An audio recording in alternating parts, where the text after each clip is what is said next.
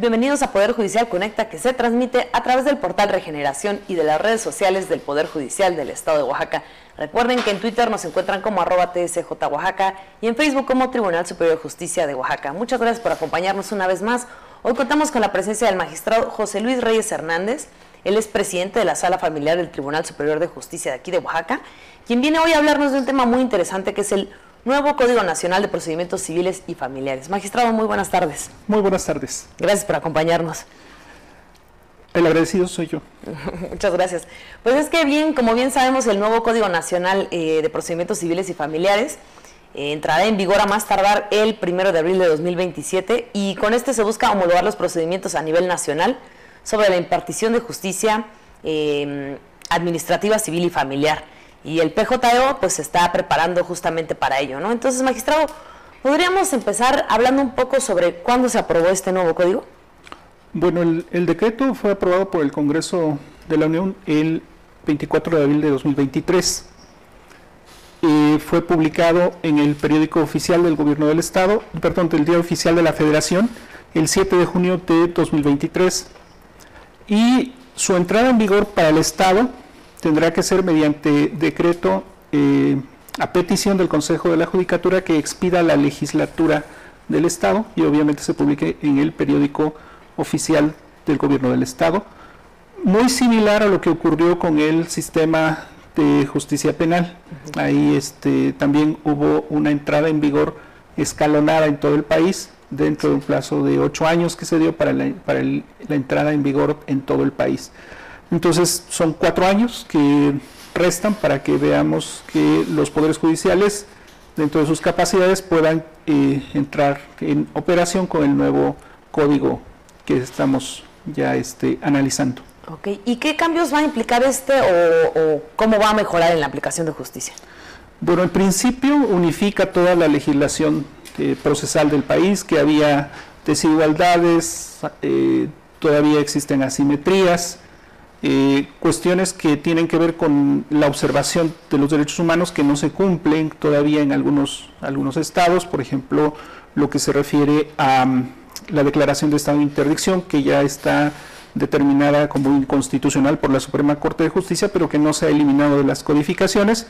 Entonces, una sola legislación permitirá eliminar todas estas disparidades, incertidumbre que existen en los procedimientos en el país y incorpora algunas cuestiones interesantes como serían la oralidad y la justicia digital dentro de los procedimientos civiles y familiares.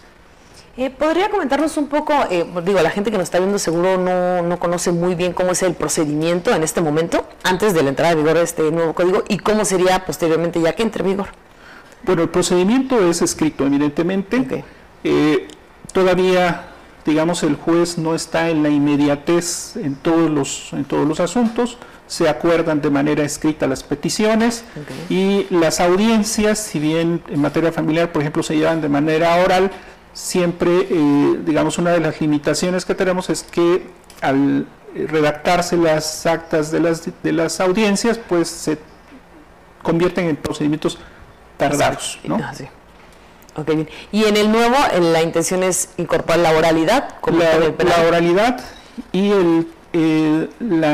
hasta donde sea posible la estrategia de cero papel, es decir, que sea por medios digitales, que sean las audiencias videograbadas, que existan procedimientos incluso de muy rápida tramitación, que pues tendrá que depender de las capacidades de cada poder judicial en los estados para tener la operación del Código Nacional de manera completa. Y en sí, ¿cuándo entrará en vigor? O sea, una vez que ya se tiene el nuevo código, aquí por ejemplo en Oaxaca, ¿cuándo ya empieza a funcionar, por así decirlo? Bueno, algunas disposiciones, como por ejemplo la declaración de ausencia por desaparición de personas, ya son vigentes. Okay. En el Estado ya los jueces, cuando haya una desaparición, en los casos de desaparición forzada de personas, ya tendrán que aplicar las disposiciones del nuevo código, que es un procedimiento especial que se establece ahí. Y también en los casos de interdicción ya no deberán de aplicar la interdicción, eso está ya plasmado en los artículos transitorios. En los demás casos la aplicación será gradual. Algo interesante aquí es que se separó, por ejemplo, la parte de sucesiones de las disposiciones de Código Familiar.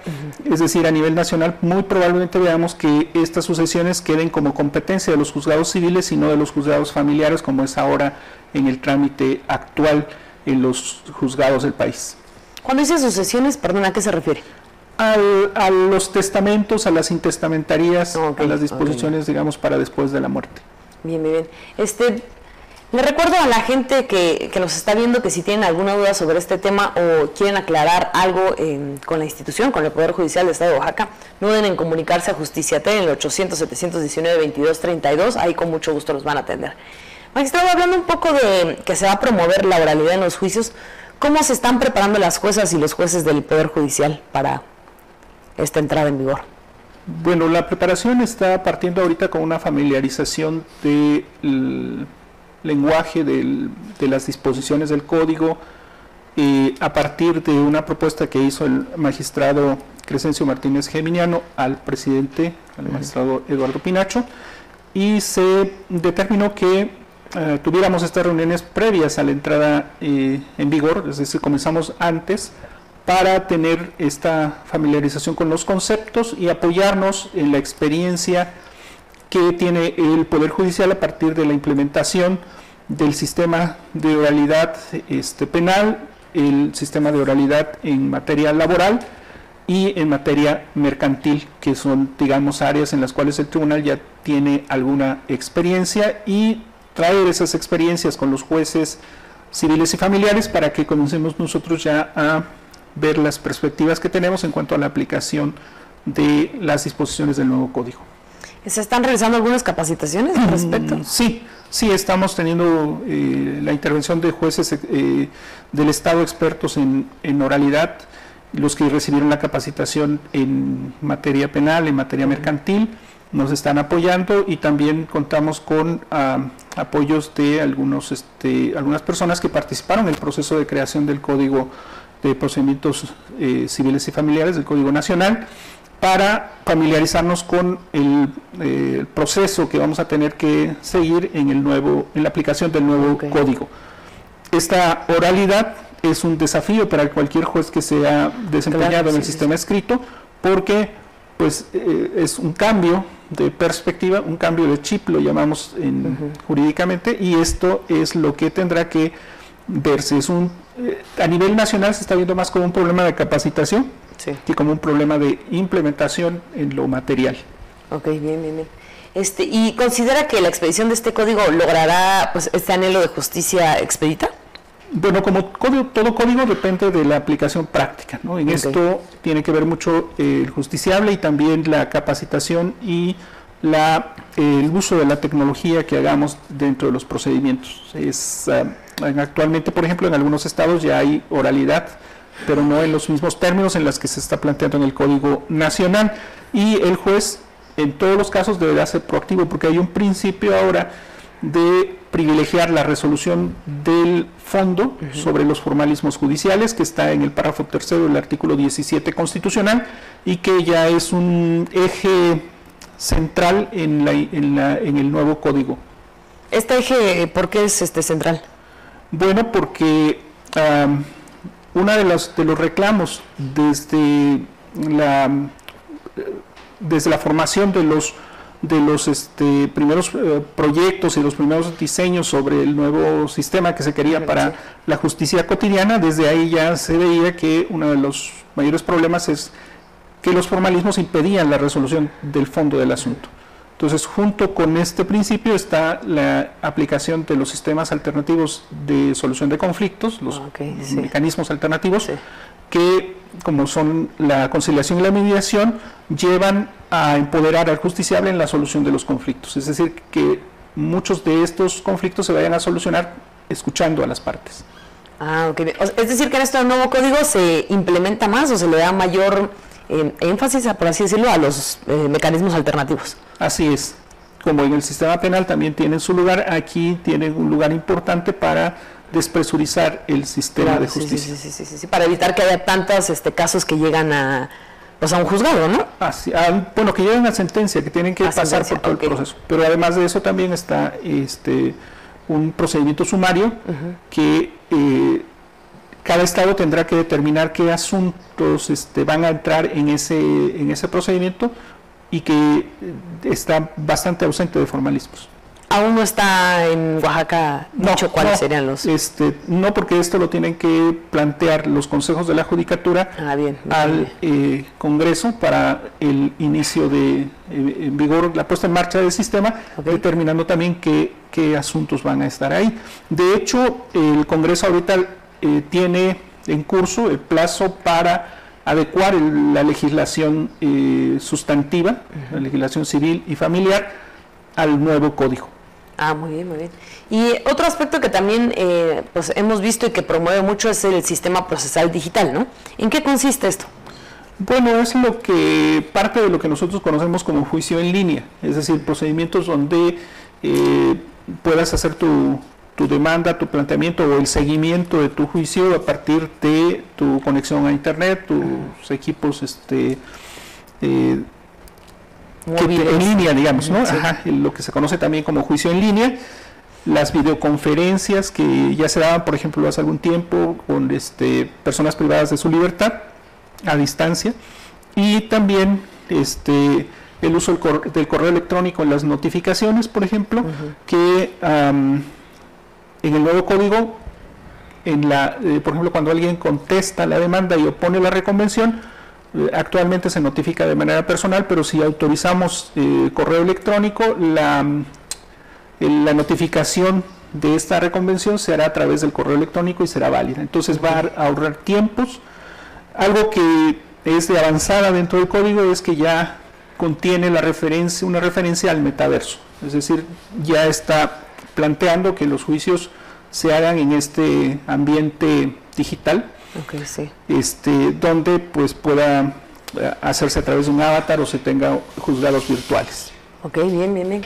Y en materia familiar, ¿cuáles podrían ser los principales asuntos que resuelven? Son los mismos: patria potestad, alimentos, guarda y custodia, divorcio. Lo que estaría en debate sería si el aspecto del derecho sucesorio entra también en la competencia del familiar o queda en la competencia del civil. Todo parece indicar que seguiríamos la pauta que han marcado algunos estados de que estos asuntos son de competencia civil porque son de carácter patrimonial más que de derechos de la persona o de la familia. Bien. Y ahora sí que en lo que corresponde a la materia civil, ¿qué temas son de esta competencia? O sea, algunos que nos pueda mencionar. Pues los juicios reivindicatorios, las resoluciones sobre contratos, todo lo que actualmente es competencia de los jueces civiles seguiría siendo de la misma competencia, salvo lo que se determine respecto a los juicios sucesorios o los testamentarios, ¿no? El derecho sucesorio. Bien. Nuevamente le recuerdo a la gente que nos está viendo que no deben comunicarse a Justiciatel en el 800-719-2232. Ahí con mucho gusto los van a atender para cualquier duda que tengan, ¿no?, sobre este nuevo código o sobre algún servicio que ofrece el Poder Judicial del Estado de Oaxaca. Magistrado, quisiera regresar un poco a lo de la justicia restaurativa y los medios alternativos de solución de conflictos, porque creo que es un pilar importante para que la gente aprenda a solucionar, ¿no?, sus conflictos y no llegar justo a lo que nos decía hace rato. Creo que hace rato ya medio nos respondió en qué caso se va a aplicar, pero ¿podría entrar un poco más a detalle en este tema? Bueno, es que en general va a haber limitaciones a algunos casos, ¿no? En general se puede aplicar la mediación, la conciliación, el arbitraje. Para llegar al arbitraje sí se va a necesitar que conste por escrito el compromiso arbitral.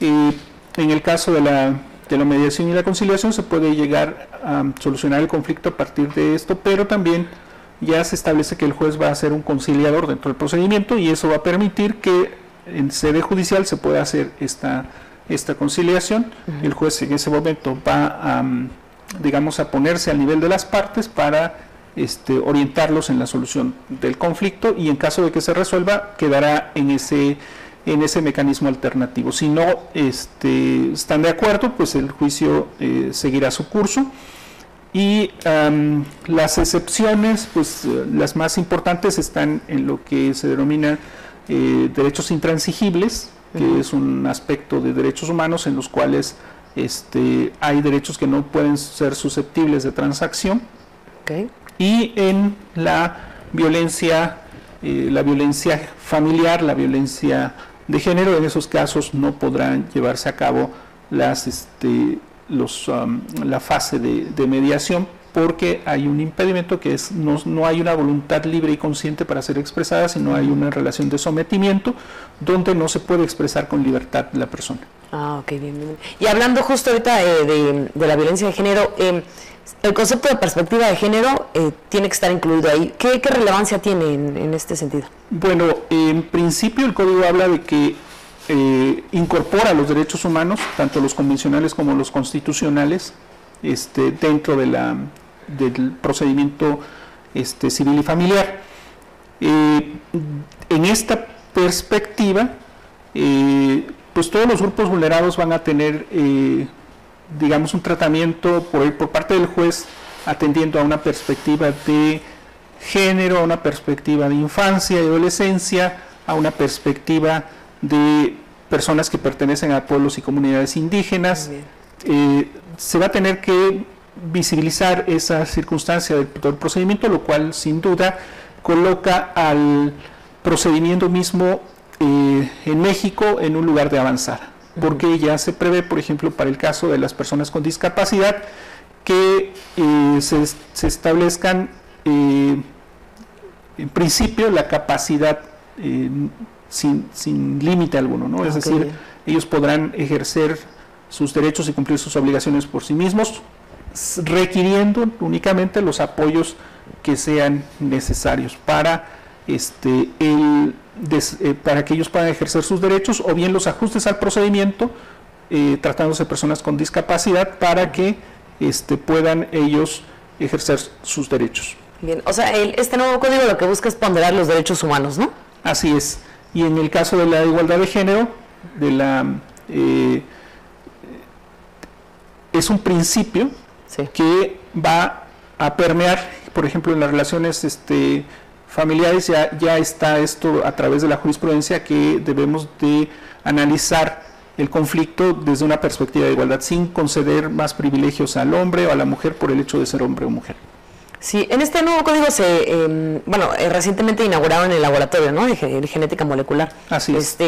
¿Tiene alguna importancia la inauguración de este lugar? Sí, Oaxaca es el único estado donde la prueba de ADN es gratuita, en estos casos de que hay conflicto, en atención y protección del derecho a la identidad de niñas, niños y adolescentes. Entonces, partiendo de que la prueba de ADN es la idónea para demostrar la filiación, el vínculo de parentesco, la identidad de la persona, es una aportación muy importante que ha hecho el legislador en Oaxaca para la protección de los derechos de niñas, niños y adolescentes. Entonces sí nos dice mucho el que el presidente del tribunal haya inaugurado este laboratorio de genética, porque revela la intención del Poder Judicial de llegar cada vez más a la protección de los derechos, sin que estos impliquen un costo mayor al justiciable, ¿no?, al niño, niña, adolescente o a la familia que en un momento dado está involucrada en esta controversia. Bien, y ¿por qué considera usted que la sociedad debe confiar en la aplicación de este nuevo código? Bueno, todas las leyes se emiten para regular las relaciones en la sociedad, y este nuevo código trae consigo muchas garantías para el cumplimiento, el ejercicio de los derechos cuando estos han sido vulnerados. Entonces, la sociedad puede confiar en la aplicación del nuevo código en la medida que también los operadores de justicia y los tribunales estemos cumpliendo con nuestra función.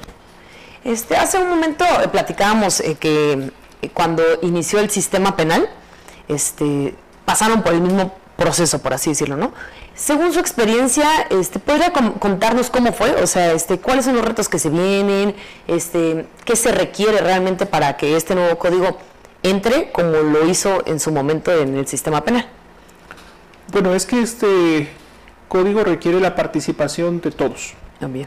Del Poder Judicial, en la capacitación de sus operadores, en la puesta a punto del sistema en los espacios en los cuales se va a administrar la justicia, y también requiere de la intervención del Poder Legislativo para adecuar la legislación sustantiva que no está, digamos, ajustada al nuevo código, no tiene esta perspectiva de derechos humanos, en áreas específicas como el reconocimiento de derechos a personas con discapacidad, la eliminación de la interdicción, el establecimiento de los apoyos, de las medidas de apoyo a través del reconocimiento de los derechos sustantivos. Y también respecto a la legislación que tiene que ver con las materias civil y familiar, y sobre todo en materia civil, donde pareciera que los derechos humanos no tienen tanta injerencia, pero que sí requiere de tratamiento específico dada la diversidad cultural del estado de Oaxaca, donde las cuestiones de sistemas normativos indígenas van a tener cada vez mayor preponderancia, y se va, considero, a revalorar la situación de la sala indígena para validar estas zonas grises ahorita de la aplicación y la administración de justicia. Y en todo momento la sociedad ha acompañado este cambio. La oralidad penal pues fue bien recibida. Actualmente vemos que el número de asuntos se ha incrementado, pero a la par también, conforme los juzgados mixtos de primera instancia dejaron de conocer de asuntos penales, y se incrementó el número de asuntos familiares. Entonces, más o menos la proporción de asuntos en el país es 2-1. Por cada asunto civil hay 2 familiares. Entonces sí esperamos un incremento de la litigiosidad en materia familiar. Ok, bien. Y hablando un poco de, ahora sí que los retos que se vienen para Oaxaca, hablamos hace rato de capacitación. Hablamos de que se viene una era digital a la que debemos adecuarnos, ¿no? ¿Infraestructura será necesaria también para este nuevo código? Sí, el gran problema sigue siendo que no en todo el país tenemos la misma infraestructura, ni tampoco las condiciones de accesibilidad están igual en todas las partes del país. Oaxaca, por su diversidad orográfica, pues tiene valles, tiene cordilleras. Esto permite que se dificulten los accesos, ¿no? El internet no es tan de buena calidad, digamos, en las montañas que en los valles, y estas circunstancias pues tendrán que ser también atendidas, ¿no? El Poder Judicial tendrá básicamente que atender no solo la capacitación, sino también el poner a disposición los medios digitales de su personal y del público usuario para poder tener esta operatividad del código tal como lo plantea el legislador nacional. Bien. ¿Algún otro aspecto que crea que deba ser importante tomar en cuenta para la implementación de este código? Aparte de la capacitación, la era digital que tiene que estar a fuerza, la infraestructura, ¿algún punto que se nos esté yendo? Pues básicamente el factor humano va a ser muy importante, ¿no? La capacitación, pero no solamente de los jueces, ¿no? Sino también de los defensores, los abogados, un cambio también cultural, porque el acceder a los mecanismos alternativos de solución de controversias implica un cambio de mentalidad. No estar por el litigio, sino estar por una cultura de la paz. Tal forma que se pueda resolver el conflicto sin tener que llegar a un juicio. Y eso es importante para nuestra sociedad. Tenemos que entender que estos cambios son parte también de las nuevas realidades, ¿no? La pandemia nos enseñó de mala manera a usar los medios digitales para la comunicación y también para la resolución de nuestros conflictos. Ahora tenemos que utilizarlos para impartir la justicia en materia civil y familiar y para llegar a una óptima aplicación del Código Nacional. Claro, hace un momento nos comentaba que se tienen que incorporar obviamente los abogados, la misma ciudadanía, pero ¿qué instituciones también tendrían que ver este nuevo cambio? ¿Con quiénes podrían, Fiscalía? Fiscalía, la Defensoría Pública, Okay, el Sistema de Protección de Niñas, Niños y Adolescentes, el DIF, porque digamos las disposiciones del Código incluyen cuestiones de adopción internacional de menores, tienen que ver las comisiones de búsqueda, por la cuestión de los desaparecidos, de las personas desaparecidas, y en general es un cambio, es quizás uno de los más importantes cambios que se ha dado en las últimas décadas. Ok, bien. Los juicios orales en materia penal actualmente son grabados, todos los juicios tienen que ser grabados. En este nuevo código, los juicios que se manejen en materia civil y familiar tendrán que seguir la misma ruta. No, se permite, digamos, hay un principio en el cual la demanda inicial es escrita, hay una fase escrita y luego una fase oral, que es ya donde, digamos, el procedimiento fluye de manera distinta como lo está haciendo ahorita en el sistema escrito. Es un híbrido. ¿Por qué razón? Bueno, porque el sistema acusatorio adversarial en materia penal es distinto del sistema en materia civil. Aquí hay una igualdad de partes y el juez está en materia familiar, por ejemplo, al mismo nivel de las partes. Ahí incluso en los estados donde ya se llevaba la oralidad antes del Código Nacional, no es un estrado, sino es una sala donde el juez está al mismo nivel de las partes. Entonces, en este sentido, por ejemplo, para tratar con personas con discapacidad, con niños, niñas y adolescentes, el juez no puede vestir de traje o de alguna ropa solemne, sino debe ser... Sí, que imponga, ¿no? Debe ser una vestimenta incluso en tonos neutrales o pasteles, ¿no? Entonces, esto permite que se establezca una comunicación.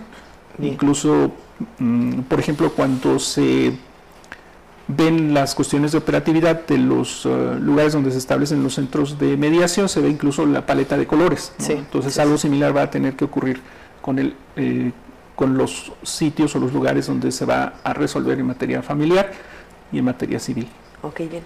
Y bueno, no quiero comparar, ¿no?, los estados, pero ¿cómo podríamos más o menos evaluar cómo van avanzando otros estados? ¿O en qué fase se encuentra Oaxaca a comparación de la Ciudad de México, por ejemplo? Bueno, hablábamos de que no todos los estados tienen el sistema oral actualmente para materia civil y familiar.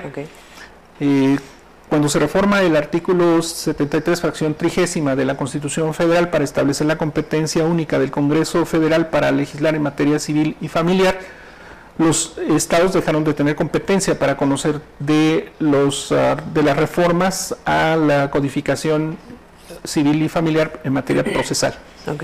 Y con eso se generó un impasse que termina precisamente con la entrada en vigor del código, pero cada estado va a tener que hacer la entrada en vigor de acuerdo a sus capacidades y a sus fortalezas.